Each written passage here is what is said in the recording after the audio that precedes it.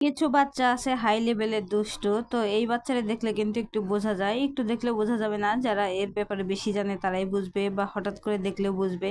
সে এত পরিমাণে দুষ্টু, এত ঢং করতে পারে, খুবই ভালো লাগছে আমার কাছে। তো সে আমার কাছে যে বসে আছিল, বলতেছি তোমার একটা ছবি তুলে, বলতেছে ঠিক আছে ছবি তুলে দেন। তো অনেক কথাই কিন্তু ওর সাথে হইলো, বলতেছে আমি কালকে প্র্যাকটিস করব ভালো করে, ফাইনালে জিতে ফার্স্ট পুরস্কার নিব।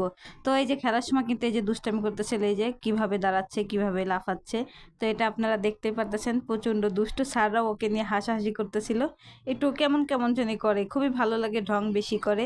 তো যাই হোক, এই যে আমার মেয়ে এদিকে খেলা দিছিল, সে তো একদমই পারে নাই, একদম লাস্টে গিয়ে আসছে, এখনও সে উঠাইতেই পায় না। এটা ছিল টমেটো খেলা, মানে টমেটো নিয়ে আসবো ওই বলের ভিতর থেকে, হাত দুইটা কিন্তু বাঁধা। তো আমার মেয়ে একদমই লাস্ট। তো এইদিকে ভাস্তি খেলা দিছে, এটা হচ্ছে মার্বেল খেলা, মার্বেল কুড়ানো।